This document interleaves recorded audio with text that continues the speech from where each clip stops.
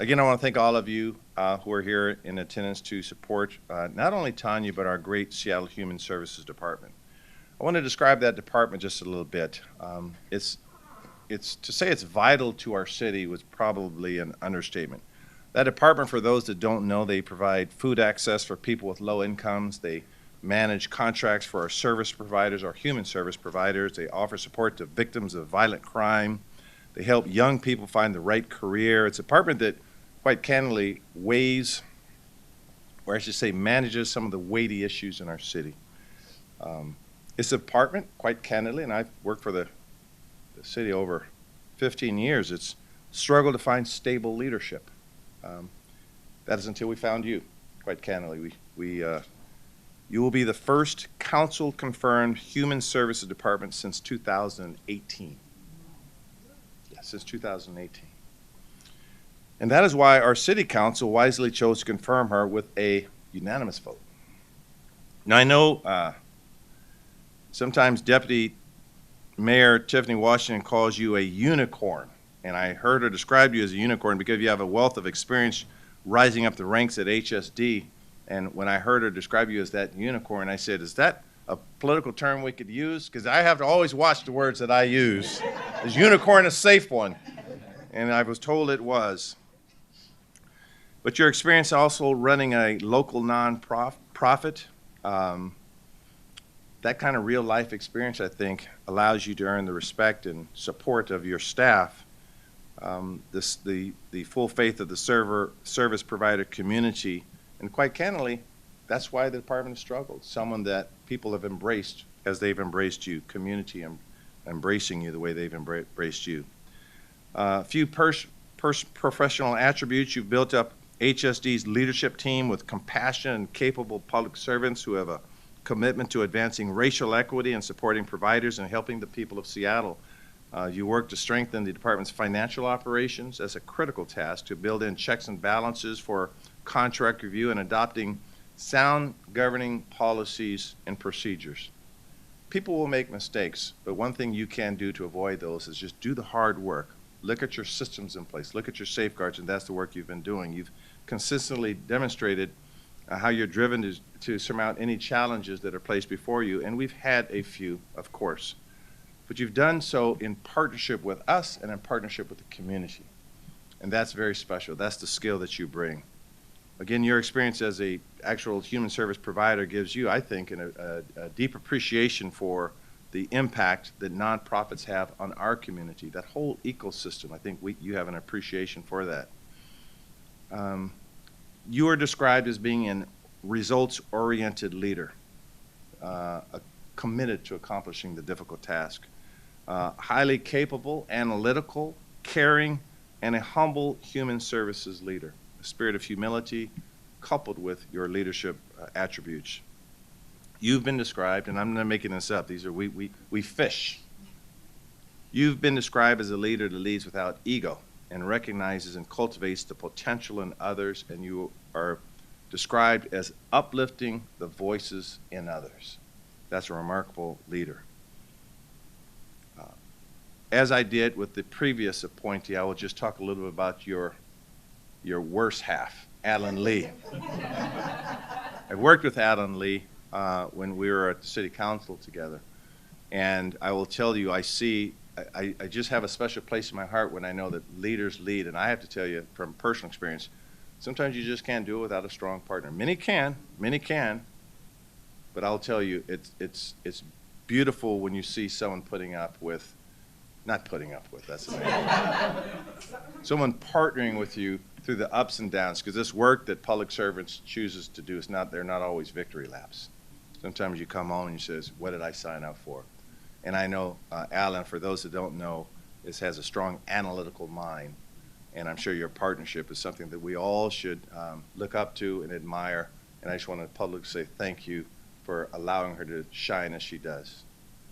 And having said that, we are ready for Ann Frantilla to come up and to affix the pin, and Alan Lee, her husband, will do it. Come on.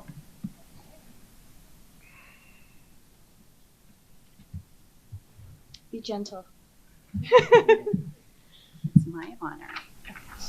Please raise your right hand.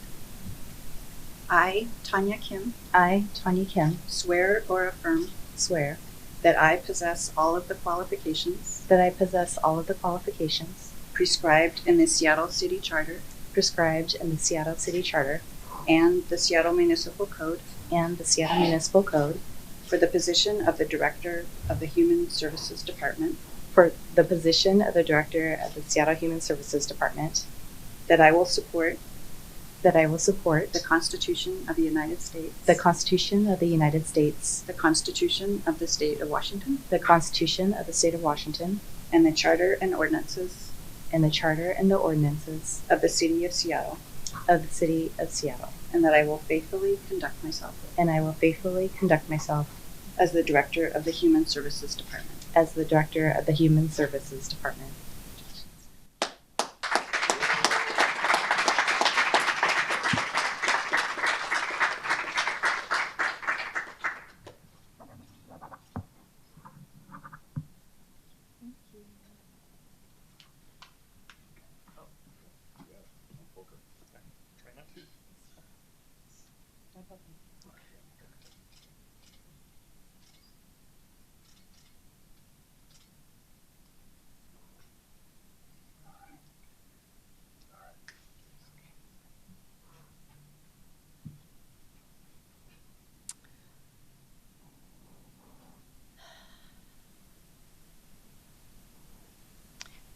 Mr. Derek Wheeler-Smith is a classy man.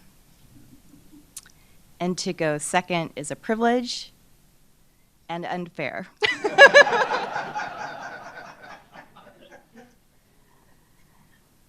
I want to first thank Mayor Harrell, of course, Deputy Mayor Washington. I also want to thank, you have an incredible E-team.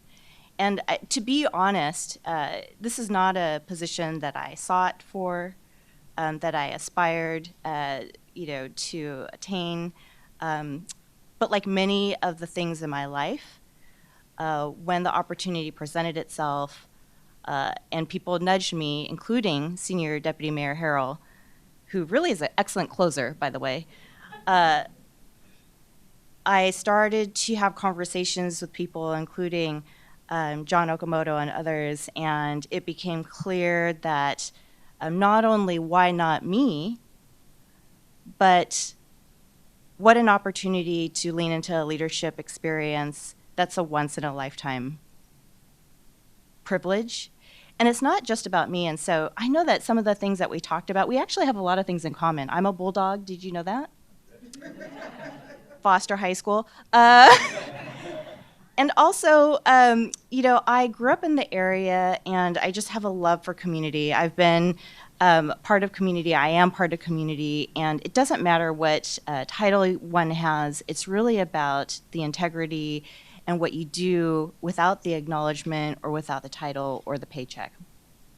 And so I come to this work because I've had a long relationship with Deputy Mayor Washington, but actually because of the backing of this administration and what you stand for. If it was a different mayor, if it was a different collective, I wouldn't be here, and that's the truth.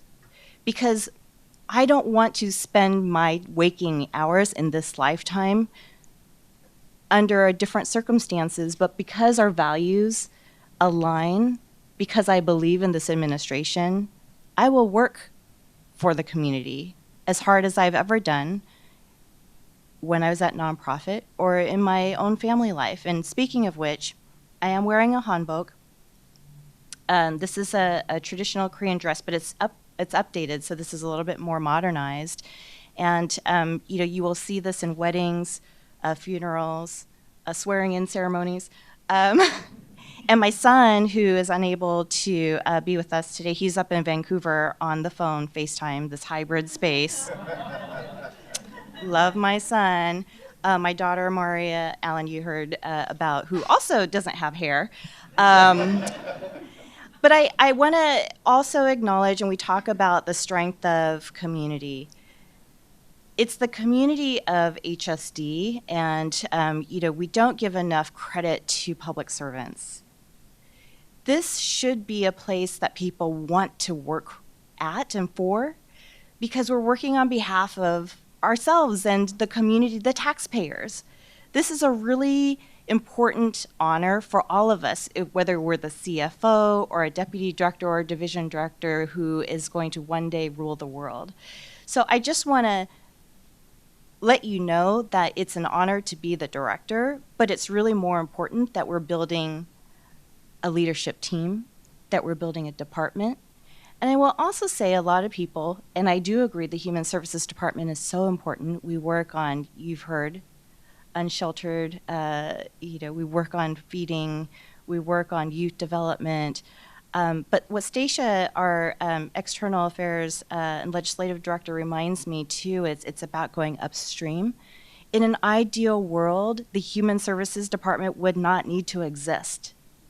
We shouldn't have this many people who need these types of services. And I know that through our longtime work, Director Wheeler-Smith, that we've talked about this. What are the root cause and how do we go upstream so there are conditions of well-being where people don't need to rely on these services? And so it's my mission to work hard every day to ensure that the services and the funding that we provide are done with integrity, and we're strong public stewards, and at the same time we can multitask and we can work upstream so that these services are no longer needed in the future. And we need that aspirational goal to make sure that we're grounded and we're not self-preserving the work that we're currently doing, which is oftentimes what gives us a bad rep, but we're not going to do that. And I believe in our leadership team, many of whom are here today.